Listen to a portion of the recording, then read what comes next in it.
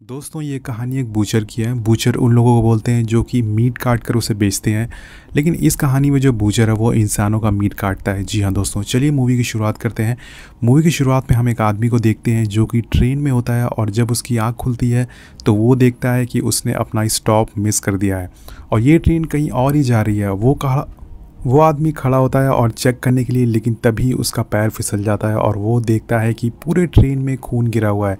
ये देखकर वो काफ़ी ज़्यादा डर जाता है, लेकिन सडनली उसकी नज़र दूसरे केबिन पर पड़ती है और वो देखता है कि एक आदमी जो कि सूट पहना हुआ है वो अपने हैमर से लोगों को मार रहा है और उनकी बॉडी को काट रहा है।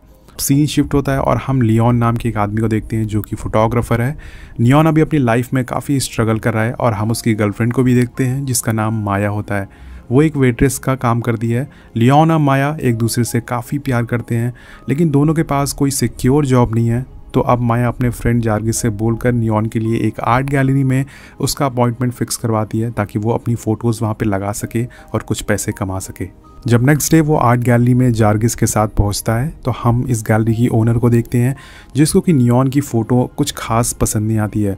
वो लियोन की फ़ोटोज़ देखकर बोलती है कि तुम्हें थोड़ी देर और वेट करना चाहिए फ़ोटोज़ खींचने के लिए, उसके बाद एक तुम्हें परफेक्ट फ़ोटो मिल पाती। उसकी फ़ोटो को रिजेक्ट कर देती है और बोलती है कि कुछ और अच्छी फ़ोटोज़ खींच के लाओ, इसके बाद मैं तुम्हें अच्छी जॉब दे सकूंगी। उसके बाद रात में उसको वही ट्रेन के सपने आते हैं जिसमें लोगों के मर्डर हो रहे हैं। उसके बाद वो स्टेशन पर जाता है और कुछ यूनिक फ़ोटो खींचने की कोशिश करता है, लेकिन वहाँ पर कुछ लड़के एक लड़की को छेड़ रहे होते हैं और तभी वो उनकी फ़ोटोज़ निकालना शुरू कर देता है। लेकिन लास्ट में वो उस लड़की को बचा भी लेता है और जिसके लिए वो लड़की उसको किस करती है और वहाँ से ट्रेन लेने के लिए निकलने वाली होती है। तभी गेट बंद होने लगता है, लेकिन अचानक से एक आदमी अपने हाथ से ट्रेन का गेट रोक देता है, खोल देता है और उसको अंदर बुला लेता है। दोस्तों, इस आदमी के हाथ में हम एक 8 स्टार वाली अंगूठी देखते हैं और ये सारी चीज़ें लियोन देख रहा होता है। वो एक फ़ोटो भी क्लिक कर लेता है उसके हाथ की और अब वो लड़की आराम से गाने सुनते हुए ट्रेन में बैठ जाती है और आराम से गुनगुनाने लग जाती है। फिर हम देखते हैं कि ट्रेन में एक अलग ही रूट पर चली जाती है। फिर तभी पीछे से सूट पहना हुआ आदमी आता है और उसे जान से मार देता है। अब लियोन सारी फ़ोटोज़ को माया को दिखाता है, जिसे देखकर माया काफ़ी खुश हो जाती है कि उसने काफ़ी यूनिक फ़ोटोज़ ली हैं। और अब लियोन कैफ़े में जाता है और वहाँ न्यूज़पेपर में उसे वही लड़की की फ़ोटो दिखती है जिसको कि रात में उसने बचाया था। वहाँ पे लिखा हुआ था कि ये लड़की कल रात से मिसिंग है। तो ये देख के वो समझ जाता है कि कुछ ना कुछ गड़बड़ हुआ है और उसके बाद वो सीधा वहाँ से डिटेक्टिव के पास जाता है और बताता है कि कल रात 3 लड़के उस लड़की को छेड़ रहे थे, तो हो सकता है कि उन्होंने ही उस लड़की को गायब किया हो या फिर उसके साथ कुछ गलत काम किया हो। लेकिन डिटेक्टिव उसकी बात नहीं मानती है। वो वहाँ से उसको जाने के लिए बोलती है और वहाँ से लियोन निकल जाता है और वहाँ से सीधे वो आर्ट गैलरी के ओनर के पास पहुँचता है और उसने जो फ़ोटोज़ खींची थी वो उसको दिखाता है और ये फ़ोटोज़ देखकर वो काफ़ी इम्प्रेस हो जाती है। और आर्ट गैलरी की ओनर उसे बोलती है कि अगर तुमने ऐसी फ़ोटोज़ और ला के दी मुझे तो मैं इन फ़ोटोज़ को अपनी आर्ट गैलरी में लगाऊंगी, जिससे कि तुम्हें काफ़ी अच्छे खासे पैसे तुम कमा सकोगे फ्यूचर में। इस खुशी में दोस्तों लियोन और उसकी जो गर्लफ्रेंड है माया और उसका फ्रेंड जार्गिस तीनों मिलकर सेलिब्रेट करते हैं और सीन फिर से ट्रेन पर शिफ्ट होता है और हम देखते हैं कि 3 लोग ट्रेन में फिर से सवार हो चुके हैं जो कि लास्ट स्टेशन क्रॉस कर चुके हैं, जिसमें कि एक लड़की होती है। वो बोलती है कि उसे बहुत ज़्यादा डर लग रहा है क्योंकि उसने इस ट्रेन की कहानियाँ सुनी हैं, लेकिन उसका हस्बैंड उसको समझाने की कोशिश करता है कि डरने की ऐसी कोई ज़रूरत नहीं है, हम सभी तुम्हारे साथ हैं यहाँ पर। लेकिन तभी पीछे से किलर एक हथौड़े से उसके एक दोस्त को सर पे मारता है, जिससे कि उसकी आंखें बाहर आ जाती है। उसके बाद उसके हस्बैंड को भी हुक से मारकर वो वहीं बहुत ही बुरी तरह से घायल कर देता है और अब उस लेडी की तरफ बढ़ता है वो हत्यारा, लेकिन उसका हस्बैंड उसे रोकने की कोशिश करता है, लेकिन वो हथौड़े से उसका सर ही फोड़ देता है। जी हाँ दोस्तों, उसके बाद अब बारी थी उस लेडी की। वो उस लेडी को इतनी ज़ोर से हथौड़े से मारता है कि उसकी बॉडी से उसका सर ही अलग हो जाता है और तीनों की वहीं मौत हो जाती है। लियोन उस स्टेशन के बाहर बैठा होता है कि तभी वो उस किलर को देखता है जो कि पूरी तरह से सूट पहन के वहाँ से निकल रहा होता है और वो उसका पीछा करता है। उसकी फ़ोटोज़ कुछ लेने लग जाता है और उसके हाथ की अंगूठी भी वो देख लेता है। उसकी फ़ोटोज़ लेते हुए वो उसका पीछा करता है तो वो किलर भी उसको देख लेता है, लेकिन वो उसको कुछ बोलता नहीं है। वहाँ से वो छोड़कर निकल जाता है होटल में, लेकिन वहाँ पे लियोन उसका होटल का नाम देख लेता है कि यहाँ पे आदमी रहता था। जब लियोन घर आकर देखता है उसे पता चलता है कि ये अंगूठी सेम वही इंसान की अंगूठी है जिसने कि पिछली रात उसने उस आदमी को देखा था जिसने उस लड़की का दरवाज़ा खोला था। उसको उस आदमी पर शक हो जाता है दोस्तों कि शायद इसी ने उस लेडी का मर्डर किया है।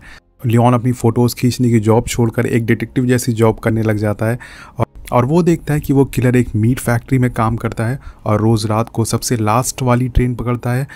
और जब लियोन उस ट्रेन में एंटर होने वाला होता है कि एक पुलिस वाला उसको रोक लेता है और कैमरे से फ़ोटोज़ खींचने के लिए मना करता है, और लेकिन वहाँ पे वो ट्रेन मिस कर देता है, वो ट्रेन वहाँ से निकल जाती है। अब हम देखते हैं कि इस ट्रेन में एक और आदमी चढ़ता है और फिर से वो किलर उस पर हमला करता है हथौड़े से, लेकिन तभी किलर को काफ़ी पेन होने लगता है, उसके मुंह से ब्लड की उल्टियाँ होने लग जाती हैं और इसी का फ़ायदा उठाकर वो आदमी अपनी जेब से एक चाकू निकालता है और किलर पर हमला कर देता है। वो उस पर भारी पड़ने लगता है, लेकिन इसी बीच ड्राइवर को इनकी आवाज़ सुनाई देती है और वो गन लेके पीछे आता है और हम देखते हैं कि इसके बाद हम देखते हैं कि वो ड्राइवर उस पैसेंजर को शूट कर देता है। जी हाँ दोस्तों, उसके बाद वो किलर से बोलता है कि तुमने मुझे डिसअपॉइंटमेंट किया है, और यहाँ हमें पता चलता है कि ये ड्राइवर भी इसके साथ मिला हुआ है, इसका बॉस है ये। और यहाँ पर हम किलर का नाम भी पता कर लेते हैं, उसका नाम होता है महागनी। बड़ा यूनिक नाम है। अब नियॉन को रोज़ रात में सपने में उस ट्रेन में हुए हादसे दिखाई देते थे और वो खुद लोगों को मारता हुआ उस ट्रेन में दिखता था। ये सबसे नियॉन काफ़ी परेशान हो जाता है और महागनी की फैक्ट्री में फिर से उसका पीछा करता है, उसकी फ़ोटोज़ क्लिक करने लगता है जिससे कि वो उसे दोबारा से देख लेता है और नियॉन को वहाँ मारने ही वाला होता है कि वो अपनी जान बचाकर वहाँ से भाग जाता है। उसके बाद माया अब नियॉन के घर पे आती है और बहुत सारी फ़ोटोज़ देखती है जो कि किलिंग से रिलेटेड होती है। नियॉन उसको बताता है कि ये किलिंग 90s के दशक से हो रही है और ये एक बुचर को पकड़ा गया था इस किलिंग के बाद, लेकिन उसको छोड़ दिया गया क्योंकि उसके खिलाफ़ कोई सबूत नहीं था। वो ये भी बताता है कि पिछले 3 साल से हादसे काफ़ी ज़्यादा बढ़ते जा रहे हैं। जो भी रात में उस ट्रेन को पकड़ता है वो कभी भी लौट कर वापस नहीं आता है। और ये सारी बातें सुनकर माया उसको बोलती है कि उसे ये सब छोड़कर अपने काम पर ध्यान देना चाहिए। दूसरी तरफ महागनी अब फिर से अपने शिकार पर निकल पड़ता है और नियॉन भी उसका पीछा करता है और अब पहली बार नियॉन इस ट्रेन में चढ़ता है। वहीं छुपकर वो पीछे बैठ जाता है दूसरे केबिन में और जैसे ही महागनी 2 लड़कों को हैमर से मारता है वो उसकी बहुत सारी फ़ोटोज़ लेना चालू कर देता है। फिर हम देखते हैं कि जो किलर है महागनी है उनकी बॉडी से कपड़े जूते उतार देता है और साथ में ही उनके दांत भी तोड़ देता है और लास्ट में उनके बाल भी पूरी तरह से काट देता है, मतलब पूरी तरह से उनको वो क्लीन कर देता है और सभी बॉडीज़ को हुक में लटका देता है। दोस्तों ये काफ़ी डरावना सीन है मूवी में। खैर अब महागनी नियॉन को भी देख लेता है उसकी फ़ोटो क्लिक करते हुए और उसे उसका पीछा करता है और भागते हुए वो उसे पकड़ लेता है और मारकर बेहोश कर देता है।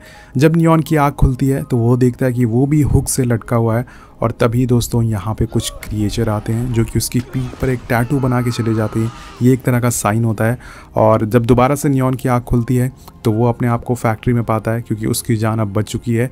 वो किलर उसको छोड़ देता है, महागनी उसको छोड़ देता है और वो वहाँ से भागकर घर आता है बहुत ही ज़ख्मी हालत में और माया को सारी कहानी बताता है। ये सारे मर्डर महागनी कर रहा है, उसने सबको मार दिया है और उनकी बॉडी सुनसान स्टेशन में ले जाता है जिससे कि किसी को बॉडी ना मिले। और यहाँ नियॉन के पास सबूत नहीं होता है क्योंकि उसका जो कैमरा था वो महागनी छीन लिया था।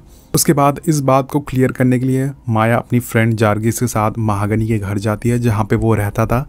वहाँ पर उसे अजीब अजीब चीज़ें मिलती है जिसके सारे टूल मिलते हैं जिससे कि बॉडी को काटा जाता है और तभी वहाँ पे महागनी आ जाता है और वो जार्गिस को पकड़ लेता है। अब माया को वहाँ उस एक डायरी भी मिलती है जिसमें कि 1911 से लेके अब तक उसने जितने भी मर्डर किए थे और जो भी टाइमिंग था मर्डर का वो सभी उस डायरी में लिखा हुआ था कि किस ट्रेन में कितने बजे उसका मर्डर किया हुआ है। और ये सब देखकर माया को जो नियॉन की बातें होती है उस पर यकीन हो जाता है कि सच में ये महागनी ने सारे मर्डर किए और वो लोगों को मार रहा है। बाद जब वो जार्गिस को ढूंढने लगती है तो उसे वहाँ महागनी दिखता है जिससे कि जान बचाकर वो वहाँ से निकल जाती है और सीधा डिटेक्टिव के पास जाती है और उसे बताती है कि महागनी लोगों को ट्रेन में मार रहा है। लेकिन डिटेक्टिव उसकी बात पर यकीन नहीं करती है, जैसे कि उसने लियोन की बात पर यकीन नहीं किया था। वो बोलती है कि महागनी ने तुम्हारे खिलाफ़ कंप्लेन लिखवाई है कि तुमने उसकी डायरी चुराई है। लेकिन यहाँ पे माया डिटेक्टिव से बोलती है कि डायरी उसके पास नहीं, जार्गिस के पास है और उसे अब जार्गिस को ढूंढना होगा वो डायरी को पाने के लिए। ये बोलकर माया यहाँ से निकल जाती है और घर जाती है और डिसाइड करती है कि वो गन लेके महागनी को शूट कर देगी। जैसे ही वो घर से निकलने वाली होती है वहाँ पर फिर से एक बार डिटेक्टिव आ जाती है, उसे बोलती है कि वो डायरी उसे वापस कर दे और इस बात से माया काफ़ी गुस्सा हो जाती है और उसी पर गन तान देती है और पूछती है कि जार्गिन कहाँ है। वो डिटेक्टिव उसे बताती है कि जार्गिन उसी ट्रेन में है जो कि लास्ट स्टेशन पर रुकने वाली है और उसे 2 बजने वाली पहली ट्रेन पकड़नी होगी है और हमें यहाँ पे पता चलता है कि ये डिटेक्टिव भी उस किलर से मिली हुई है, उस ड्राइवर से मिली हुई है। खैर माया आखिरी ट्रेन पकड़ लेती है और जब वो डोर खोलती है दोस्तों दूसरे केबिन का ट्रेन का, तो वो ये सारी चीज़ें देखकर शॉक हो जाती है। वहाँ पर बहुत सारी लोगों की डेड बॉडीज़ लटकी हुई थी, टांगी हुई थी, ऐसा लग रहा था ये तंदूरी चिकन यहाँ पे बेचा जा रहा है। और इसी बॉडीज़ में जार्गिस भी ज़िंदा उसको मिल जाता है और वो हुक से सभी लोगों को टांगा हुआ था, वो उसका हुक निकालने लग जाती है, लेकिन तभी जार्गिस और बॉडी को काट रहा होता है। और अब बारी दोस्तों माया की थी। वो माया को मारने के लिए वहाँ से बढ़ता है, लेकिन तभी ट्रेन के बाहर लियोन उसको देख लेता है माया में और दौड़ते हुए उस ट्रेन को, चलती हुई ट्रेन में कूद कर उसे पकड़ लेता है। उसके बाद किसी तरह माया वहाँ से छुप जाती है और लियोन और महाबनी के दोनों के बीच में काफ़ी तगड़ी वाली फाइट होती है, जिसमें कि एक चाकू से जार्गिस को चोट लग जाती है, जार्गिस कट जाता है उसका पेट और उसकी वहीं मौत हो जाती है। अब फाइनली दोस्तों लियोन उस किलर को हरा देता है और ट्रेन से बाहर फेंक देता है। ये सोचता है कि इसकी जान बच गई है, लेकिन तभी ट्रेन एक सुनसान स्टेशन पर रुकती है और ड्राइवर उसके पास आता है और बोलता है कि मीट से दूर रहना, यहाँ पर जो सारी डेड बॉडीज़ हैं उनसे दूर रहना। यहाँ पे दोस्तों एक क्लाइमेक्स रिवील होता है इस मूवी का। इस मूवी की सारी जो सच्चाई है वो रिवील होती है। हम वहाँ पर बहुत सारे रेप्टाइल क्रिएचर देखते हैं जो कि सारी डेड बॉडीज़ को खा रहे थे दोस्तों। इन लोगों को इसलिए मारा जा रहा था ताकि वो इन लोगों का खाना बन सके। और ये दोनों इस जानने के बाद ये ट्रेन से उतर जाते हैं और तभी वहाँ पे महागनी दोबारा से आ जाता है। वो अभी भी ज़िंदा था, मरा नहीं था, और वो लियोन पर हमला कर देता है। दोनों के बीच काफ़ी भयंकर वाली फाइट होती है और लास्ट में लियोन उसके गले में हड्डी घुसा देता है और फाइनली महागनी की मौत हो जाती है। और तभी वहाँ पर ड्राइवर आता है, वो बताता है कि ये क्रिएचर इंसानों के पैदा होने से पहले से यहाँ पर रह रहे हैं और उसे ये भी बताता है कि महागनी का यही काम होता था कि लोगों को मारे और इन क्रिएचर को उसका खाना खिलाए। ऐसा वो इसलिए करता था क्योंकि ये क्रिएचर दिन में किसी पर हमला ना करें। ये क्रिएचर काफ़ी ज़्यादा खतरनाक थे, अगर इनको छोड़ दिया जाए तो ये दिन पे काफ़ी लोगों को मार के खा सकेंगे। इसीलिए वो लोगों को मारता था और इनका खाना बनाता था ताकि पूरी दुनिया में एक संतुलन बना रहे। कुछ लोगों को सेक्रीफाइस करके बाकी लोगों की जान बचाई जा सके, ऐसा इसलिए वो करता था। उसने नियॉन की बॉडी पर टैटू बनाकर नियॉन को आगे का काम के लिए चुना था दोस्तों, क्योंकि हमने जो टैटू देखा था नियॉन की बॉडी पे वो एक्चुअल में उसको अब लियोन का काम करना था। इन सारी बातों सुनकर लियोन काफ़ी गुस्सा हो जाता है, उस पर हमला कर देता है, लेकिन वो ड्राइवर उसको गला पकड़कर काफ़ी ऊपर उठा देता है। और ये देखकर हम समझ जाते हैं कि ये ड्राइवर काफ़ी ज़्यादा ताकतवर है। हो सकता है कि ये भी उन क्रिएचर में से एक क्रिएचर हो जो कि काफ़ी अपग्रेड हो गया हो। उसके बाद वो लियोन की ज़बान भी बाहर खींच कर निकाल लेता है ताकि लियोन कुछ बोल ना सके। वो माया के पास जाता है और वहीं माया ज़ख्मी पड़ी होती है, एक चाकू से उसके सीने में चीर देता है और वहाँ से उसका दिल निकाल लेता है जो कि अभी भी धड़क रहा था। वो दिल निकाल कर नियॉन के सामने दिखाता है और बोलता है कि हमारे लिए काम करो बिना सवाल जवाब किए हुआ। और सामने अपनी गर्लफ्रेंड को ज़िंदा मरते हुए देखकर वो पूरी तरह से सदमे में चला जाता है। और अब हम डिटेक्टिव को देखते हैं दोबारा से, जो कि टीवी पर माया की मिसिंग रिपोर्ट देख रही थी। और उसके बाद वो महागनी का जो सारा सामान होती है वो एक नए बूचर को देती है, नए किलर को देती है और ये सारे लोगों को मारेगा। और अब से ये सारे लोगों को मारेगा और उन जानवरों का खाना फिर से बनाएगा। वेल हम इस किलर का फेस देखते हैं। ये कोई और नहीं होता दोस्तों बल्कि लियोन था, जिसमें किलर बनने का फ़ैसला कर लिया था और यहीं पे मूवी ख़त्म हो जाती है। वेल मूवी दोस्तों काफ़ी ज़्यादा इंटरेस्टिंग थी, काफ़ी एक मतलब अलग यूनिक कॉन्सेप्ट पे बेस्ड थी मूवी। पहले हमें लगता था कि ये एक साइको किलर की मूवी है, लेकिन बाद में हमें कुछ इसकी और सच्चाई पता चलती है। आपको मूवी कैसी लगी नीचे कॉमेंट करके ज़रूर बताइएगा। मिलते हैं आपसे अगली वीडियो में। चैनल को सब्सक्राइब ज़रूर करिएगा। Peace out.